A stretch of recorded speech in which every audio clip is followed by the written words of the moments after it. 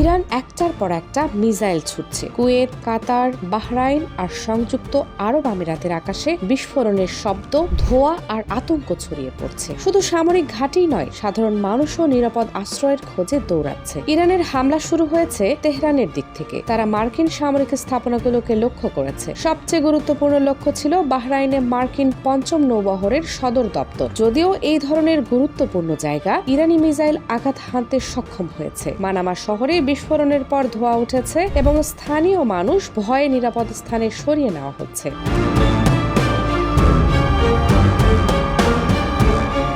ধোঁয়া, বিস্ফোরণ আর আতঙ্ক সবই একসাথে মধ্যপ্রাচ্যের আকাশে। কুয়েত, কাতার এবং সংযুক্ত আরব আমিরাত নিজেদের আকাশ সীমা বন্ধ করেছে। বিমানের উড়ান স্থগিত রাখা হয়েছে। মানুষ বাড়ি বাড়ি থেকে বাইরে বের হচ্ছে না। কাতারে প্যাট্রিয়ট প্রতিরক্ষা ব্যবস্থায় একটি ইরানি মিসাইল আটকাতে সক্ষম হয়েছে। তবে আবুধাবিতে কিছু মিসাইল আঘাত হানে। এতে একজন মারা গেছেন এবং কয়েকজন আহত হয়েছেন। ইরানের এই হামলার পরে আন্তর্জাতিক মঞ্চে তীব্র প্রতিক্রিয়া এসেছে। সংযুক্ত আরব আমিরাত এই হামলাকে তাদের সার্বভৌমত্ব ও আন্তর্জাতিক আইন ভঙ্গ করা হিসেবে ঘোষণা করেছে। তারা হুঁশিয়ারি দিয়েছে, যদি প্রয়োজন হয় তারা জবাব দেবে।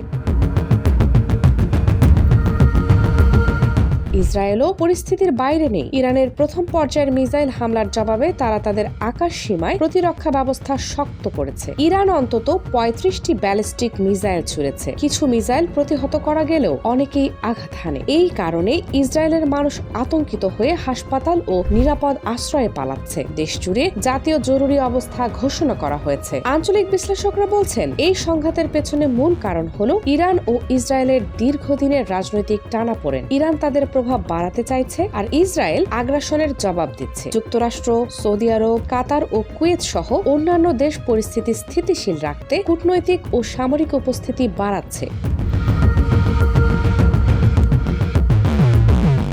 এই হামলার ফলে মধ্যপ্রাচ্যের বাণিজ্য ও জ্বালানি সেক্টরেও প্রভাব পড়ছে। কুয়েত, কাতার, আরব আমিরাতের বন্দরে কার্যক্রম স্থগিত হয়েছে। মানুষ স্বাভাবিক জীবনযাত্রা করতে পারছে না। স্কুল, অফিস, ব্যবসা সবই প্রভাবিত হচ্ছে। ইরানের মিসাইল কৌশল দেখাচ্ছে তারা খুব দ্রুত এবং পরিকল্পিতভাবে আঘাত করতে পারছে। তবে তাদের কিছু মিসাইল প্রতিহত হয়েছে। প্রতিটি আঘাতের পর ভিডিও এবং ছবি প্রকাশিত হচ্ছে, যেখানে দেখা যাচ্ছে ধোঁয়া, আগুন আর বিস্ফোরণ শহরকে কাবু করছে। মধ্যপ্রাচ্যের জনগণ আতঙ্কিত।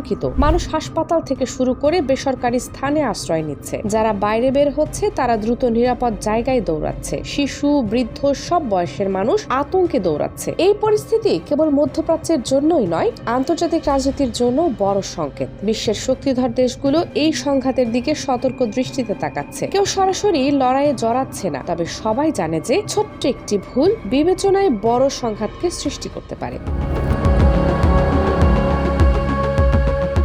আশপাশের দেশগুলো প্রতিরক্ষা ব্যবস্থা শক্ত করছে। কাতার, কুয়েত, আমিরাত এবং সৌদি আরব বিমান এবং সামরিক ঘাঁটিতে সতর্ক অবস্থানে রয়েছে। প্যাট্রিয়ট প্রতিরক্ষা ব্যবস্থা, হেলিকপ্টার, ড্রোন সবই প্রস্তুত রাখা হয়েছে। এত বিপজ্জনক পরিস্থিতি মানুষকে আতঙ্কিত করেছে, কিন্তু তারা সচেতনভাবে নিরাপদ স্থানে চলে যাচ্ছে। আঞ্চলিক ও আন্তর্জাতিক সংবাদ মাধ্যম প্রতিদিন নতুন খবর প্রকাশ করছে। মানুষ ভিডিও, ছবি এবং সোশ্যাল মিডিয়ার মাধ্যমে সর্বশেষ তথ্য খুঁজছে।